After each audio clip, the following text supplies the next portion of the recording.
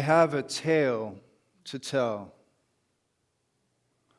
But first I should warn you, for this is a tale that will bring kings to their knees, will cause oceans to boil, hearts will be broken, fortunes squandered, wars waged over this very tale.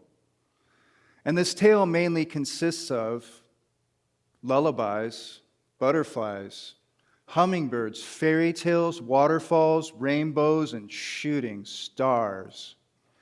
Peaches, mangoes, cherries, strawberries, and slow, wet kisses in the sultry summer sunset. Or kisses from a child, or kisses from a mother, or just kisses. This tale is about whatever that is kind and strong, whatever that is forgiving and wise, whatever that is that brings us together, that makes us better, whatever that is honest and true, even if it might hurt my feelings in a moment. This tale is about whatever that is, and that is here, right now, with us. Our theme this month is community. And in my last talk, we talked about the benefits of community and being part of a community. And some of the better benefits are enhanced mental health, a sense of belonging, shared knowledge and skills, shared resources, increased safety, collective empowerment, opportunities for spiritual growth, building a culture. Because isolated, we tend to self-destruct. And in community, we bring each other together and help with resources. One quick story I would like to put in here that just happened is I know someone who has MS. And this person was brave enough to share in a community setting their experience with MS. And out of the woodwork in this community came people who have MS, who have all this experience and all these resources, and gave encouragement for that. And this person went from feeling isolated, just looking online, to having people share with her that we don't define ourselves by our diagnosis, that there are ways to heal. And now this person has all these resources that they never would have had before without community.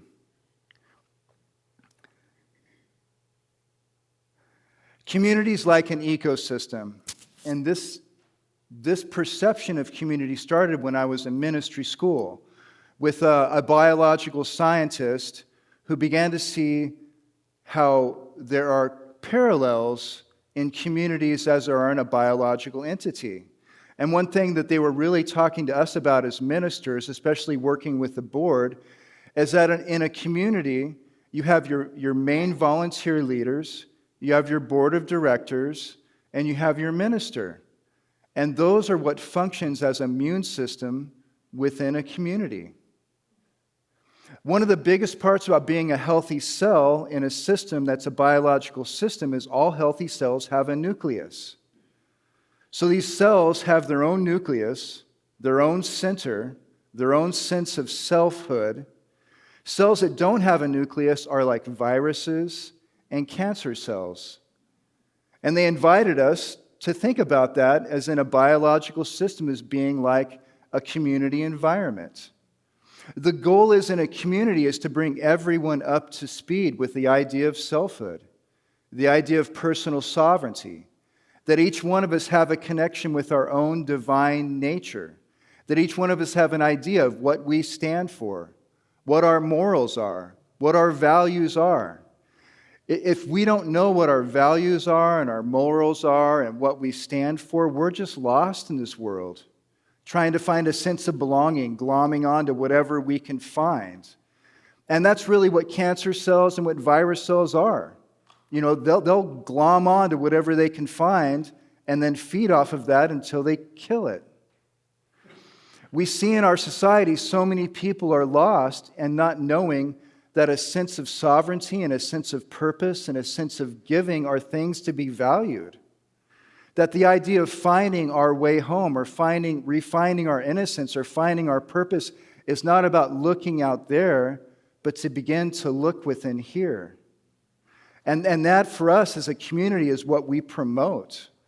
That's why we get together, to keep our doors open for anyone walking in who's looking for something real, something sacred, something that's not for sale.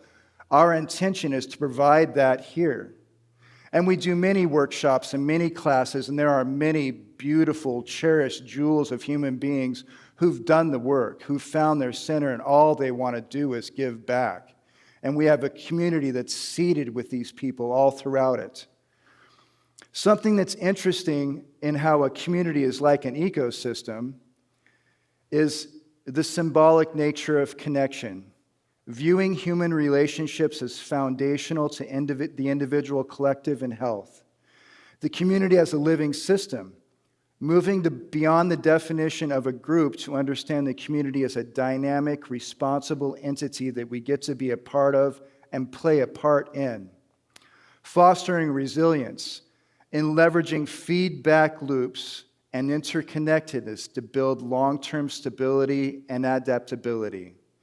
Something that's interesting in looking at community as being like an ecosystem, because I believe we live in a holographic system. I mean, the evidence is out there. It makes sense to me. We live in a holographic system where everything is reflected within each other. There's nothing outside of this system. Nothing. Right now, you're breathing air that was once breathed by the Buddha, by the Christ, by the first human beings that walked the earth. We're part of this system. We belong here, and nothing in nature exists alone.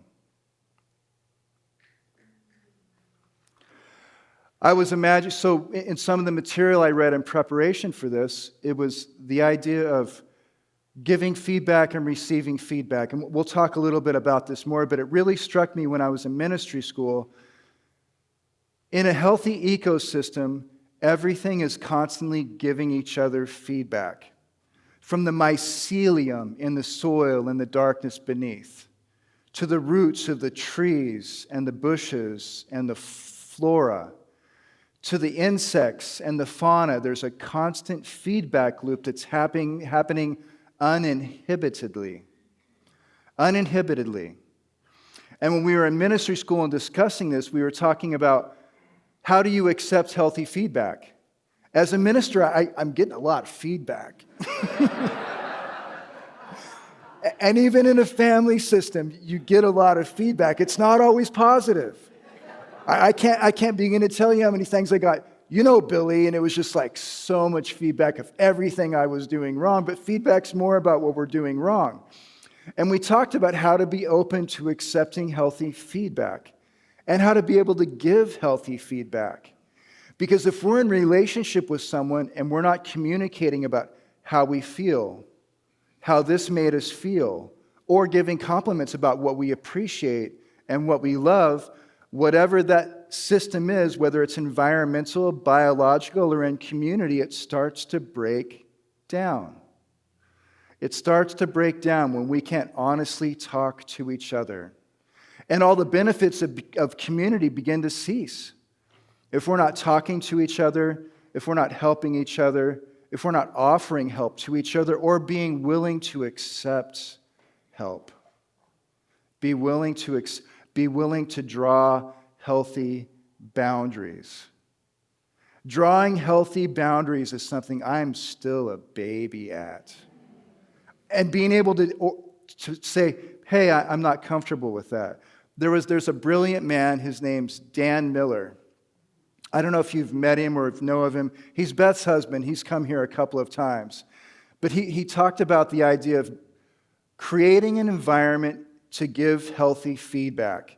And he used the illustration. Let's say you're somewhere. Let's say we're out in the foyer, and there's a ladder sitting against the wall. And you see me standing on a table, getting on a chair, and it's wobbling a little bit, and I'm about to change a light bulb. Now, in my world that I grew up in, I would never say, hey, Dad, would you get the ladder? Because you just don't say that. You don't question, in situations, there's certain people you just don't question. Hey, let's get this ladder for you. But there's so many things in my life where giving feedback or even if it's caring was just not accepted, especially from kids. And I noticed when we were talking about setting boundaries, it was in that era, someone set a boundary with me. They're like, hey, I don't appreciate it when you do that. I got pissed off.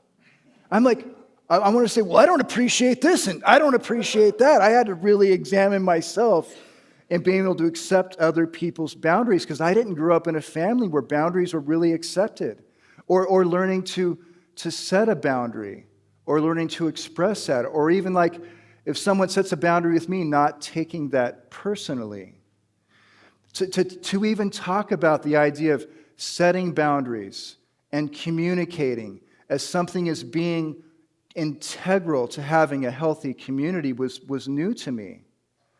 And it's something that's really important that I desire to have us establish together in setting boundaries, in speaking our truths, and communicating and sharing our resources.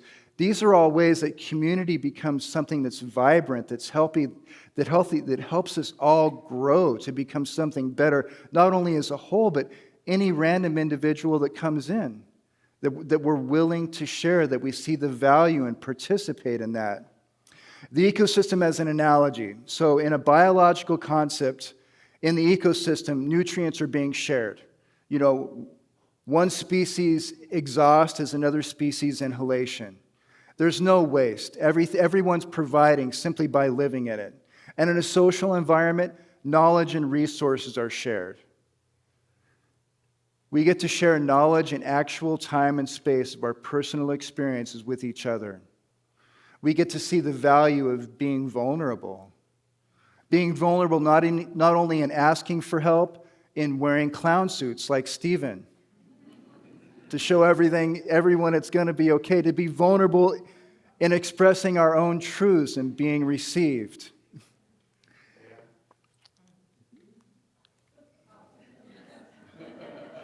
just want to say, I love you.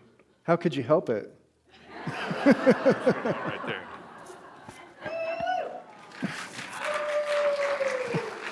I love you too, Stephen. In biodiversity, which in a social environment is considered with inclusion and diverse perspectives, with niche specialization in environments, in a social equivalent would be individual purpose and the roles we get to play in our environment. The power of feedback loops. So there's positive feedback loops which reinforce constructive behaviors, scaling social norms and fostering long-term engagement, and negative feedback loops, which is detecting and correcting imbalances, mitigating conflict, and reducing toxic isolation. In the recovery rooms, one of the biggest dangers is when someone begins to isolate themselves. That's when everything goes wrong. That's when our minds turn against us, is when we feel isolated. And we live in a world where hang on, time out. It appears to me, especially with the internet, we live in a world where we're isolated from each other more than ever before. And they've done extensive studies, people feeling isolated from each other. It brings us together in some ways, and it isolates us in others. And we have the first generations coming up into adulthood who have been systematically isolated from each other with technology.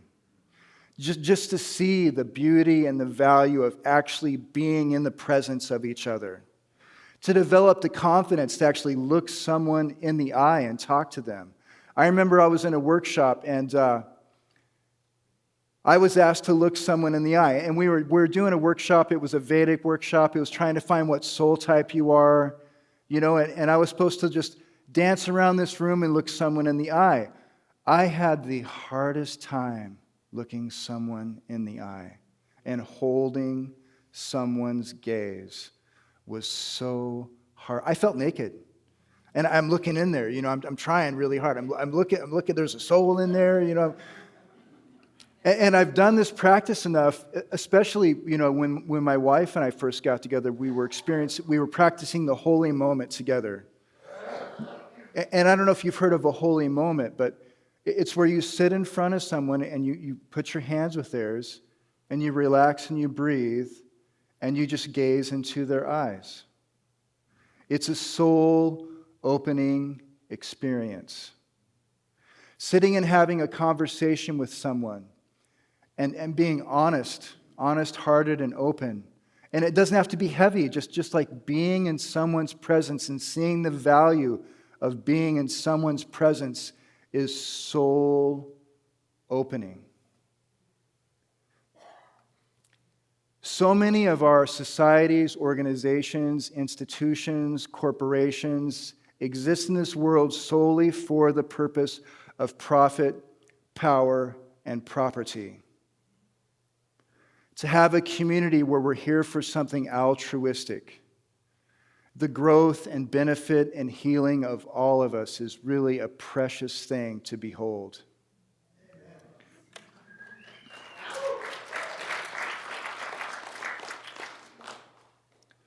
So, closing the loop, active response systems, active listening. Listening is one of the most honorable things we can do for another human being. And it's free. Listening is one of the most honorable things we can do for another human being, and it's free. It's like a ninja Jedi superpower, which is something we can give each other in community. Empathetic response, processing information to provide meaningful support. Most of my relationship in my family and really in my early relationships, communicating was listening to someone just long enough to formulating a response. Winning an argument was how quick and good you can listen to someone else and diffuse their argument. And trying to win an argument was like the sole purpose of any conversation. In my experience, it has been so beautiful to have conversations and even dealing with conflict where I'm not trying to win anything. I see no value in winning an argument and making someone else wrong. There's no value in it at all for me. In fact, what I have found with the super ninja Jedi skill of listening, if I just sit there and listen, the conflict just dissolves into the nothingness that it came from. 90% of what we complain about has nothing to do with what we're complaining about. We have some unmet need. We have something we haven't dealt with. When we get a chance to really just talk it out, we find the answers within ourselves. Having that one other person that's willing to let us talk, is priceless. And in a world of profit, power, and property, most conversations have to revolve around money, or social status, or proving something. But the idea of just being actual human beings together, oh my goodness, we're worthy of nothing less than that. Resource allocation, ensuring help reaches those in the niche of greatest need. So in a community, some of us are having moments where we're thriving, and others are having moments where we're depressed. Some of us are having moments where we have all kinds of resources, all kinds of blessings, and others may not. Some of us may be wrecking on motorcycles and breaking our legs.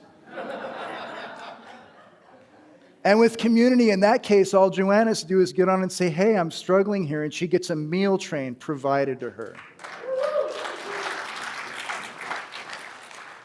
With community, we're not alone. We're not helpless. We're not as vulnerable. If we can be brave enough to reach out and participate, brave enough to reach out and introduce ourselves, go to a class, attend a workshop, we don't have to suffer alone. The very purpose of our community is to be here for each other, to be here for the surrounding community, to be here for our children, to be here for our maxed out, overwhelmed parents. There are people recovering from addiction, healing from trauma. A big part is healing from religious trauma. That's one of the reasons why I came. I wanted to feel good about myself. I wanted to feel good about, what's going to happen when this body takes its last exhalation. I want to feel good about being a part of other people's lives. I want to matter. And we get to experience this and give it to each other in community. It's a beautiful thing. The cost of isolation. Isolation as a systematic stressor. Lack of connection creates a vulnerability. The invasive species effect. Negative and disengagement proliferate rapidly in the environment where social and professional bonds are weak. The importance of protective intervention. Cultivating a connected culture is essential to prevent systemic decay and fostering long-term resilience. Cultivating your ecosystem. So, hang on, time out. The only way this can work is if we participate. The only way this can work is if we're willing to participate, to be vulnerable, to take action, to care. So diversity. Reach out to someone outside your immediate circle. I know it's uncomfortable, but to really receive the benefits of community, reach out. Be the one who makes a difference. If you see someone you don't know, just introduce yourself. If there's someone in your life, at the supermarket, wherever, reach out and say hello. Even invite them to unity. They say one of the biggest things that makes, this was a study done on unity congregations around, was how often do people invite people into unity? The way communities grow is by one human being inviting another human being to participate, to share how they're gaining, how they're growing, how it's helping. Synchronize, create regular low-pressure touch points. And we're going to talk about this more at the town hall. It's my desire really to do something with Jenny and the spirit groups so that we have spirit groups in different parts. We have one in Redmond. We have one in Northeast Bend. We're all reading the same books. And on the fourth week of every month, or on the last week of every month, I want to have a game show. I'm thinking Jeopardy or the Family Feud, or we can get together on a Tuesday night and have a game show over the material that we're working on. So that's not just something we read and forget, but it's something we're applying in our lives. It's something we're working on, and we can share how it's working, share how gratitude is working, how forgiveness is working, how kindness is working, how community is working. To amplify, to celebrate collective wins, to reinforce the feedback loop. This is something we do in celebrations, where we celebrate our collective wins. We celebrate our aha moments, our victories. We get to share them with others, and it's faith strengthening to hear someone speak joyfully about what's going on in their lives. Key takeaways. Collective well-being needs interconnectedness. Feedback matters, and it's all our collective responsibility. The call to action is to identify with our community, to reach out and connect with others, and to schedule reoccurring connection points. The benefits of this is, the benefits to community are our immune system works better. They've done studies to show in a very pragmatic way that when people are actively involved in a community, their immune system works better. They sleep at night, their teeth are whiter, and they live longer. So as your attorney, I advise you to participate in your community. And I love you guys very much.